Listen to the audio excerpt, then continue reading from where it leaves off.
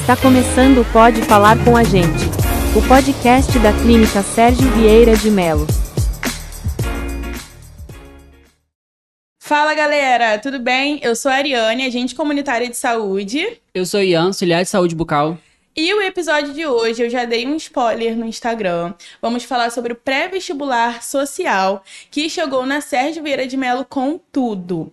O pré-vestibular social ajuda aos jovens e adultos que querem fazer o Enem, querem fazer um concurso.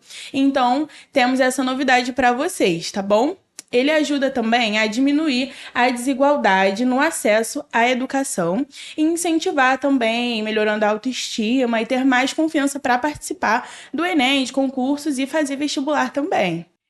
E pensando nesse assunto, trouxemos aqui hoje o fundador do Educativa Brasil, que é o Marcos Marins. Oi, Ariane, beleza? Tudo bem? Gente, muito obrigado por me convidarem para estar aqui hoje, né? Seja muito bem-vindo. Eu acompanhei o podcast de vocês no YouTube, estava acompanhando a importância. Vocês estão falando sobre saúde, saúde mental, saúde pública, né? E tudo que vocês fazem, a referência que vocês são aqui, né, na cidade do Rio para tantos cariocas e como a gente está espelhando em vocês uma esperança, né, de ter bons exemplos no nosso país, principalmente falando de saúde, a gente está falando das pessoas, né? Assim, até agora a gente falou sobre o pré-vestibular, mas eu quero saber sobre você. Marcos Marins, além de cargos, eu quero saber quem é você. Legal. Eu sou, né, lá da cidade de Nova Friburgo, né? Tive uma experiência incrível, várias oportunidades na minha vida, estudei em Niterói, trabalhei aqui no Rio também, já fui subsecretário da Prefeitura do Rio. E a minha vida foi toda interligada entre a coisa pública, né, e o cuidado com as pessoas, porque eu sou filho de professores. Minha mãe foi professora da rede municipal e também da rede estadual de educação. E aí, no dia a dia, em casa, eu entendi qual era a importância de ser um agente público, né? Às vezes a gente acha que a coisa pública não tem seres humanos por trás, né? Não tem cidadãos, não tem trabalhadores, e tem. Então, quem está na ponta faz parte desse fazer público. E eu fui me interessando por isso tudo. Muito novo, eu me formei, terminei o ensino médio com 16 anos e passei para administração na UF, Universidade Federal Fluminense. E foi lá na universidade que eu tive a oportunidade, ao final da minha graduação, de fundar um projeto, que é a Rede Educativa Brasil, que hoje é um dos maiores, ou o maior pré-vestibular social do Brasil em número de alunos e presencial, né? Então, boa parte da minha vivência foi nesse contexto. E na parte da gestão pública, nesses últimos 10 anos, eu tive várias oportunidades. Fui secretário de Cultura mais novo do país também, aos 22 anos. Fui secretário de Desenvolvimento Econômico. Fui subsecretário aqui da Prefeitura do Rio. E estou nesse momento, né? Fui eleito vereador lá na cidade de Nova Friburgo, mas sempre trocando essas experiências com a capital, trocando experiências com outras cidades, tentando entender o que a gente tem de bom para a gente trocar essa figurinha, né? O que é bom aqui, quando a gente fala de Rio de Janeiro, eu não consigo não pensar na saúde, que vocês são referências para a gente, de tudo que vocês estão fazendo e fizeram pelos cariocas. Então, primeiro, parabéns, né, todo mundo, todos os servidores, todos os agentes de saúde aqui da cidade do Rio de Janeiro, e contem com a gente também, porque a gente quer aprender com vocês. Marcos, está sendo um prazer receber você aqui no podcast. Conta um pouquinho do projeto pra gente. Você contou que iniciou lá na faculdade, mas o que esse projeto alcança? Qual é o objetivo maior do projeto? Legal. A gente, o primeiro objetivo é dar oportunidades para quem não tem, né? Quando a gente fala de democratizar o acesso ao ensino superior no Brasil, a gente está dizendo que o Brasil é um país desigual, né? A gente enxerga as desigualdades no acesso à educação, a gente enxerga as desigualdades no acesso às oportunidades, ao trabalho, à renda. Sim. E aí, quando há 10 anos, a gente completa 10 anos agora de Rede Educativa Brasil, e quando há 10 anos a gente consegue trazer essas oportunidades para alunos de comunidade, de favela, mulheres, homens. A gente já teve em sala de aula uma filha e uma mãe estudando juntas, uma filha de 17 anos com uma mãe de 52, estudando na mesma sala de aula. Isso é um privilégio para a gente. E a gente chega nessa comemoração dos nossos 10 anos, né, expandindo fronteiras, né? Agora, com a abertura do pré-vestibular popular, social, gratuito, né, na Clínica da Família aqui, na Clínica Sérgio Vieira de Mello, para a gente é um orgulho, porque, inclusive, eu não conheço nenhum outro pré-vestibular que venha a funcionar dentro de uma unidade básica de saúde. Eu acho que a gente está sendo extremamente inovador e acolhedor também, Sim, com essas né? pessoas. Num horário, num tempo de ocioso ali do auditório, né? A gente vai poder, então, atender cerca de 60 a 70 alunos com esse pré-vestibular. E a gente também traz esses alunos para dentro da lógica da atenção básica de saúde. Né? A gente vai poder, junto com eles, termos nesses alunos, esses jovens, não só os estudos para o Enem, como a partir deles, eles serem agentes multiplicadores da estratégia de saúde em seus bairros. Então, o aluno aos sábados vão poder estudar com a gente lá na clínica, né? na UBS, mas eles saem durante a semana também para suas famílias divulgando, olha, vai ter vacinação essa semana. Com certeza. Olha, para seus familiares e amigos do bairro, essa semana vai ter a campanha lá de prevenção da dengue. Essa semana vai ter a campanha da gripe. Então, acho que a gente vincular, né, a oportunidade da educação junto à estratégia da saúde que vocês fazem muito bem já aqui no Rio de Janeiro, isso vai ser inovador, tem dúvida nenhuma disso. Eu faço esse projeto há 10 anos, a gente nunca abriu um núcleo dentro de uma clínica da família. Isso vai ser, com certeza, uma oportunidade gigante pra gente. E dentro desses 10 anos, você vê vidas mudando, né? Sim, foram 2.250 famílias, jovens, mulheres, crianças não, né? Adultos, crianças também, porque porque eu ficava falando crianças, porque a gente tem mãe e filha em sala de aula. Sim, aí... Às vezes a mãe vai estudar e leva o filho junto em sala de aula, porque tem que cuidar, mãe solo. A gente tem várias experiências. Deixar, né? Mas são 2.250 famílias que a gente já conseguiu colocar no ensino superior de forma totalmente gratuita. Ou porque passou por uma universidade pública, ou porque conseguiu uma bolsa de 100% numa universidade privada. Né? E além disso, a gente atendeu já mais de 10 mil famílias.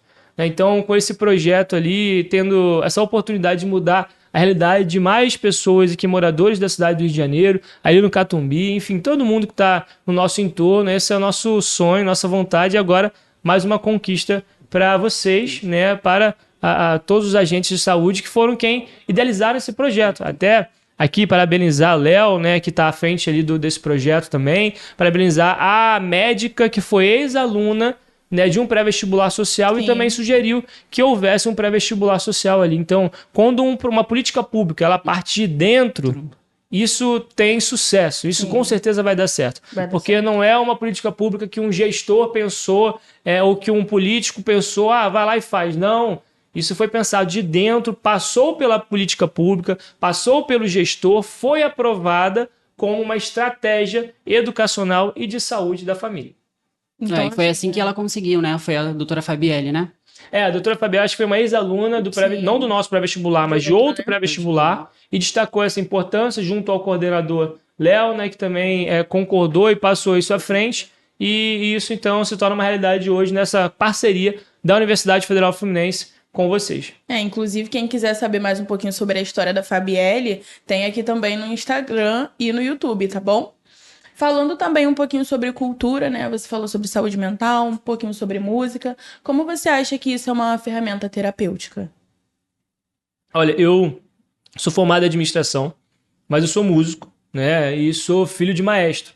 Lá em casa, todo mundo teve a oportunidade de participar de algum projeto social dentro de igreja. E eu, por exemplo, fui aluno de um projeto social dentro de uma escola de samba, né? E também fui aluno de um projeto social dentro da igreja que meu pai era maestro, né? E uma igreja batista. E quando a gente fala, né, de oportunizar, né, essa questão da saúde mental, a saúde mental, né, ela está para além do atendimento clínico.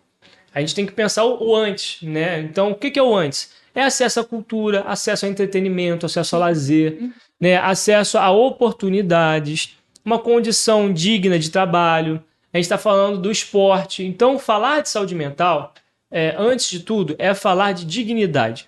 Né? Até geograficamente, né, as desigualdades que a gente vive no Brasil, eu não posso falar que a saúde mental de quem acorda, né, e está olhando a praia é a mesma saúde mental de quem acorda e às vezes não tem um vasculhante, uma janela para respirar dentro de casa. Então, falar de saúde mental, ele tem vários contextos geográficos, ambientais, contextos também de acesso e oportunidades ao esporte, ao lazer, à cultura. E uma das minhas defesas quando eu fui secretário de Cultura foi justamente a gente conseguir trazer essa ambientação, né, nos espaços públicos. E a gente conseguir também oportunizar acesso ao fazer cultural. a cultura ela não pode ser vista como um espaço elitista, né, de só quem tem grana pode ir no teatro, só quem tem grana pode ouvir uma música clássica. Não é isso, não é esse o contexto. Só quem tem grana pode estudar violino e piano, não. Então, assim, tem alguns estudos, isso já foi amplamente divulgado mundo afora, por exemplo, o quanto diminui a criminalidade se a gente tiver a música clássica tocando nos metrôs e nos espaços públicos. Né? Isso é científico. Na parte da saúde, eu já não é muito... Eu não tenho os dados aqui para falar, mas eu sei também o quanto que a música clássica também acalma o paciente, acalma numa recepção. Então, você conseguir inserir programas de saúde mental, de musicalização, de cultura, de esporte e lazer nesse contexto, vocês, por exemplo, são referência com as academias cariocas, né, o que vocês fizeram dentro dos postos de saúde aqui no Rio de Janeiro. Então, acho que falar de saúde mental, antes de tudo, é falar da prevenção. Sim, abrange um todo, né? Sim, aí, dentro dos atendimentos da odontologia, a gente coloca uma música, pergunta ao paciente se ele quer escutar alguma música específica, porque muita gente, a odontologia chegou em um estado que está alcançando muitas pessoas, né? Sim. Muitas pessoas, porque antes era questão de valores, né? Hoje a gente tem na atenção primária crescendo muito. Então a gente tem pergunta, tem alguma música específica que você gosta de ouvir? Tem algum tom que você gosta? Pra gente colocar ali para ficar um ambiente tranquilo, que a gente consiga atender o paciente, dar aquela experiência para ele positiva e fazer que ele perca aquele medo. Sim, não, e tem muita gente que tem pavor, né, de dentista. Minha irmã é dentista, né, e quando eu vou lá, ela já pensa, bota anestesia e tudo mais, vai fazer uma obturação, vai fazer um canal, meu Deus, dói muito. Mas é isso, é você entender como que outros conhecimentos, aí eu acho que isso mistura a academia com a prática, né, como que a gente pode interagir com outros conhecimentos para a gente prestar um melhor serviço. Como que a cultura, a educação se juntam para a saúde, a ponta da saúde ter um melhor atendimento. Eu acho que esse é o contexto. Acho que faz todo sentido. Bom, você já está trabalhando nisso, né? Vai completar 10 anos. E assim, na prática, a melhor qualidade de vida para as pessoas, a saúde mental, tudo. Tem alguma história, assim, não precisa citar nomes, mas assim, que você viu que funcionou na prática, a pessoa, sabe, teve outro rumo, enfim. Acho que primeiro no nosso pré-vestibular, né? A gente já atendeu mais de 10 mil famílias. Quando a gente fala de pré-ENEM, o pessoal fica muito receoso de achar que é aquele preparatório que a gente, olha, você tem que passar, aquela pressão psicológica, principalmente em adolescentes e jovens. Então, primeiro que nos nossos projetos todos têm acesso à cultura. Todos os nossos projetos têm viagens, têm intercâmbios. Agora a gente acabou de mandar a maior nota do Enem nossa para Nova York, com tudo pago, para a ONU. Então, assim, todos os nossos programas, a gente consegue trazer a oportunidade e o acesso à cultura e ao lazer no contexto. A gente traz nossos alunos aqui no Museu da Manhã, no Museu de Artes do Rio, a gente já levou nossos alunos no Pão de Açúcar. Então, primeiro, vincular estudos e cobrança, sim, né, uma boa grade curricular, com oportunidades, lazer, cultura, esporte e diversão, e nisso a gente formar uma cultura organizacional que os alunos tenham realmente animação para estudar. Quando eu falo dos nossos projetos sociais. Quando a gente fala da gestão pública, eu já tive diversas experiências. Uma experiência, por exemplo, que a gente vê em algumas capitais, que é a questão de você colocar um piano na praça. A gente já colocou uma vez um piano numa rodoviária urbana, e a primeira pessoa que tocou no piano foi o guarda municipal daquela rodoviária. Ele falou assim, olha, eu quero ser o primeiro a tocar, porque eu nunca ia imaginar que o guarda municipal da rodoviária ela é pianista. Sim. Então, assim, você fazer essas interações, elas trazem... E aqui o próprio podcast, né? A gente está numa unidade de saúde falando e trazendo a comunicação. Então, você oportunizar, seja o servidor público ou até a iniciativa privada, o comerciante, os compradores, a nossos cidadãos, oportunizar para eles essa circulação de conhecimento. Eu acho que isso são boas referências. Então, eu tenho várias histórias para contar, mas eu acho que o principal é essa questão da nossa política já implementada. Então, nenhum projeto hoje que eu faço, eu deixo ele excludente, ele tem que ser integrado. A gestão pública eficiente ela tem que ser 360 graus. Ela tem que olhar como que ela pode ser mais eficiente em todas as vertentes. Sim. Então, vai ter sala de aula? Vai, mas vai ter também diversão, vai ter cultura, vai ter lazer, vai ter teatro, vai ter cinema. A outra experiência muito legal, que também vincula a educação, foi uma vez que a gente chamou todos os nossos alunos, estava tendo aula, aí eu entrei na sala de aula e falei para os professores, olha, tá tendo um festival de cinema lá na praça, com pipoca liberada, eu quero parar a aula agora e descer com os alunos para a gente assistir a um filme que está passando. E tem uma professora nossa debatendo na praça sobre a democratização do acesso ao cinema no Brasil. Quem quer vir? Mas é voluntário, porque eu não posso obrigar ninguém a ir. Paramos as aulas, tinha cerca de 100 alunos, desceram comigo para a praça uns 30. Outros 70 foram para casa, deram perdido, aí oportunidade de não estudar, saíram, né? Sabe como que é a galera. Foram 30 alunos para a praça. A gente debateu, junto com uma pesquisadora da universidade, o acesso ao cinema no Brasil, democratização do acesso ao cinema no Brasil. 2 semanas depois, qual foi o tema do Enem?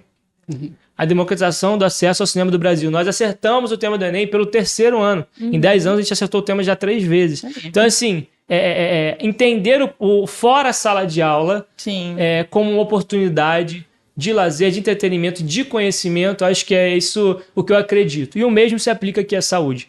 Né? Quando a gente traz outras vivências, quando a gente vincula a música clássica, vincula a cultura, o esporte, o lazer, as academias cariocas, o esporte, a gente está falando de ter mais pessoas sendo atendidas, melhorar a qualidade de vida dessas pessoas, e a gente fala de uma cidade, um estado, um país preventivo. Né? A gente defende, então, a cidade preventiva, não um país que só reage aos problemas. Então, uma pessoa está doente, eu vou curar essa pessoa. Não, vamos fazer a prevenção. Eu acho que esse é o cerne da gestão da saúde aqui na Prefeitura do Rio de Janeiro. Isso é um orgulho que eu tenho de vocês, né? Eu tenho uma felicidade por vocês, porque vocês não só agem, né, nos desafios que vocês já têm, que são imensos aqui na capital, mas vocês previnem também. É verdade. E então eu tô muito feliz, porque na Clínica da Família Sérgio Vieira agora então tem o Marcos, que chegou com a Rede Educativa Brasil para dar super certo e fazer o pessoal aí, ó, estudar. Então, assim, falando também sobre território, mais ou menos temos 18 mil pessoas, né, cadastradas só na nossa clínica. Então, assim, é uma grande quantidade de pessoas para um bairro que tem apenas uma escola que fornece, né, o ensino médio, que é a Tomás Coelho Gonzaga. Então, assim, o que você acha sobre isso? Como é que o pré-vestibular social lá na Clínica da Família vai poder ajudar essa população? Então, quando eu tive acesso a essa pesquisa que vocês fizeram ali na Clínica da Família, eu fiquei realmente assustado. A gente está falando de mais de 18 mil moradores, né, no entorno, uma escola estadual, né, eu não sei exatos quantos alunos essa escola consegue abraçar, mas a gente está falando de acesso a oportunidades. Né? A gente falou aqui de prevenção, a gente falou de saúde mental. Então, como que a gente cobra também, né, uma qualidade de vida, a saúde mental da nossa juventude, a oportunidade de trabalho para a nossa gente, se a gente não fornece também oportunidades de educação? Então, assim, eu acho que quando a gente consegue, de uma forma inovadora, é disruptivo o que a gente está fazendo aqui nesse momento. A gente está lançando um pré-vestibular social dentro de uma clínica da família, né, no auditório aos sábados, em que vai em contraponto, além de oferecer educação de qualidade, né, que foi considerado um dos melhores pré-vestibulares do Brasil, não é porque fui eu que fundei, mas de fato, né, são números. Sim. Então isso é muito legal pra gente. Então a gente junta um dos melhores pré-vestibulares sociais do Brasil com uma das melhores estratégias de saúde, uma das melhores a gestão da saúde que a gente acompanha na capital. Então é juntar o que tem de melhor da saúde, o que tem de melhor na educação para essa comunidade. Então, assim, claro, a gente sonha que no futuro próximo a gente tenha um olhar maior para esse espaço ali, no acesso ao ensino médio, né, nas políticas públicas do governo federal, do governo estadual, mas hoje já é uma conquista aqui com muitas mãos, né, que foi uma ideia de vocês, servidores públicos, servidores concursados, servidores que trabalham ali no dia a dia, que disseram, olha, a gente quer a educação junto com a saúde nesse espaço. Então isso pra gente é um privilégio. E também tem a formatação do funcionamento desse projeto lá, que eu acho que vai ser interessante. Então, a gente hoje está falando sobre indústria, cultura, saúde. Por que você acha que isso ainda é muito pouco explorado? A gente ainda tem uma dificuldade no Brasil, que é integrar iniciativas. Tá? Então o Brasil, seja por uma questão geográfica, seja por uma questão de ocupação de territórios, seja por uma questão também política, a gente ainda tem muita dificuldade de integrar iniciativas. Mas a gente já debateu aqui como que é mais eficiente no atendimento para o cidadão a gente integrar essas iniciativas. Como que a cultura ajuda na saúde, como que o acesso ao esporte e ao lazer ajuda na saúde, como uma saúde eficiente que funciona ajuda na qualidade de vida do trabalhador. Então, esse trabalhador, por exemplo, hoje, que consegue ser atendido na Prefeitura do Rio, bem atendido, esse trabalhador vai faltar menos ao trabalho. Sim. Vai atender melhor os seus familiares, vai estar melhor no dia a dia, vai estar mais presente na igreja, vai estar mais presente no clube de esporte, cada um com o seu lazer, cada um com a sua religião. Mas o trabalhador, quando ele é melhor atendido, a gente chama isso de prevenção, ele trabalha melhor também, então ganha-ganha. E a gente tem vários, eu posso aqui listar vários números, por exemplo, o quanto hoje os acidentes de trânsito são prejudiciais para o sistema de saúde brasileiro. Então, quando a gente fala em prevenção no trânsito, a gente está falando de onerar menos o sistema de saúde público. Então, a gente tem hoje muitos acidentes. Esses acidentes, por exemplo, de motociclistas, é uma fila e fila de cirurgias no sistema público de saúde.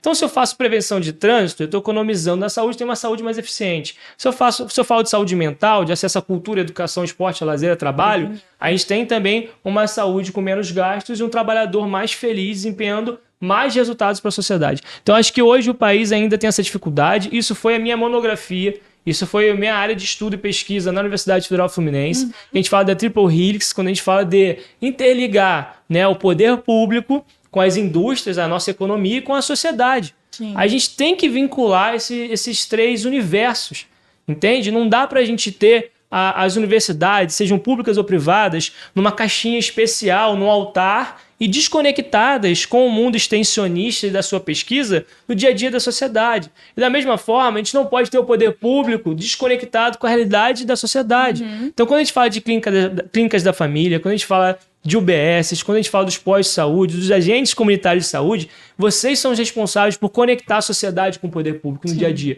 Talvez esses agentes, esses cidadãos que são atendidos na ponta, essas casas são visitadas, eles talvez não entendam, nunca tenham entrado num departamento público, nunca tenham entrado na prefeitura, mas eles já foram atendidos pela galera da camisa azul, com a bandeirinha do Brasil, aqui, a Prefeitura do Rio Saúde. Eles sabem e veem em vocês uma referência. Então, eu acho que essa foi a minha área de estudos, porque a gente precisa integrar mais a sociedade. O poder público precisa se comunicar melhor entre eles, as secretarias, as esferas do poder público precisam se conectar melhor, e os mesmos precisam se conectar mais com a indústria, com a parte econômica, produção, quem está pagando imposto, essa galera que gera empregos também no país precisa estar mais conectado com o poder público. E da mesma maneira a sociedade tem que ter essa referência, essa integração. E assim a gente tem mais oportunidades e uma eficiência no fazer público. E a gente poderia então ser um país menos reativo e mais preventivo.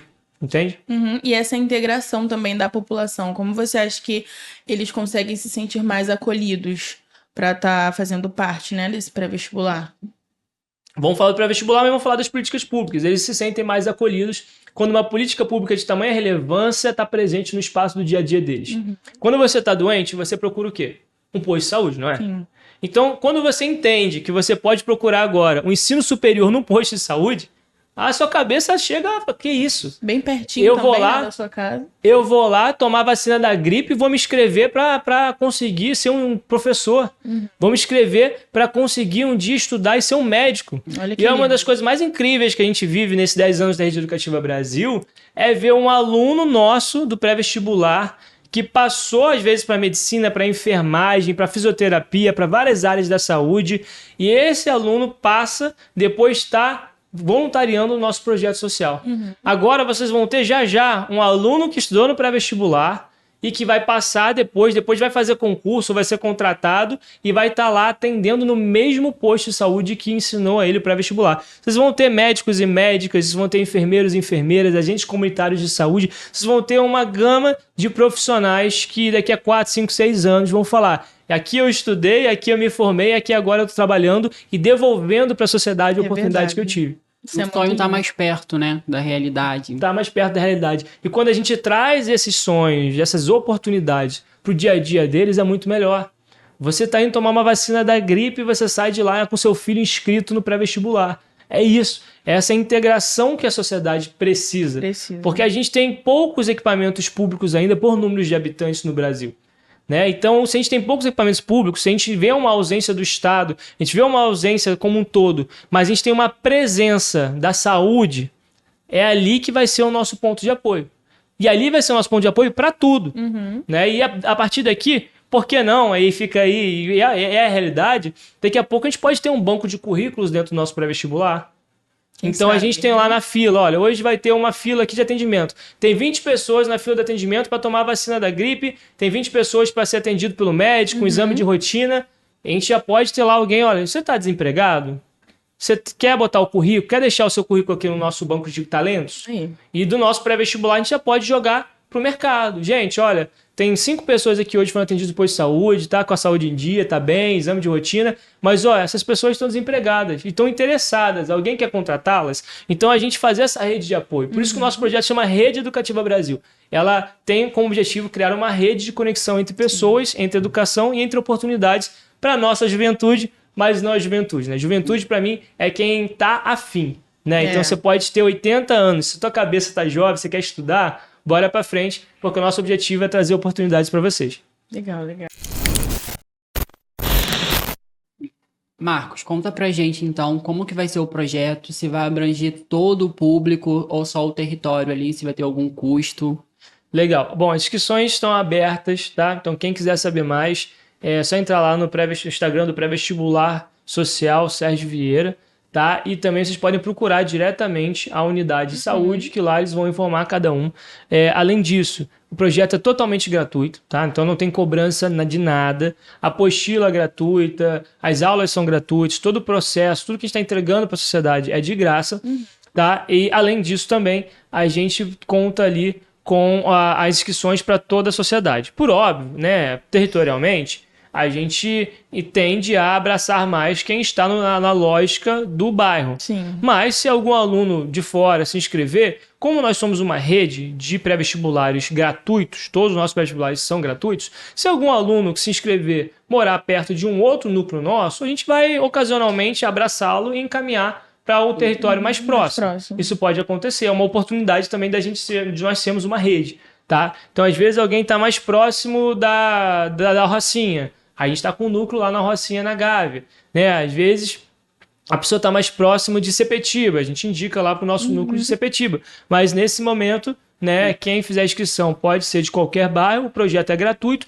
e funcionará todos os sábados de 8 da manhã até 5 da tarde. Pode ser que acabe um pouco mais cedo, mas, no geral, 8 da manhã até 5 da tarde. Aí vocês falam, poxa, Marcos, mas é todo sábado, um sábado de sol, eu quero ir pra praia. Gente, relaxa, calma e respira. Né? A gente estuda aí 5, 6 meses para passar pro Enem.